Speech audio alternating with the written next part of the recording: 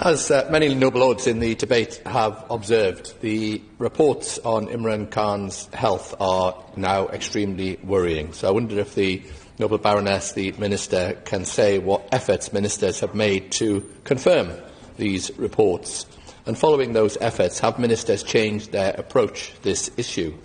In particular, it has been reported that Imran Khan has been denied proper medical treatment. Could the noble Baroness, the Minister, update the House on the Government's understanding of Imran Khan's medical situation?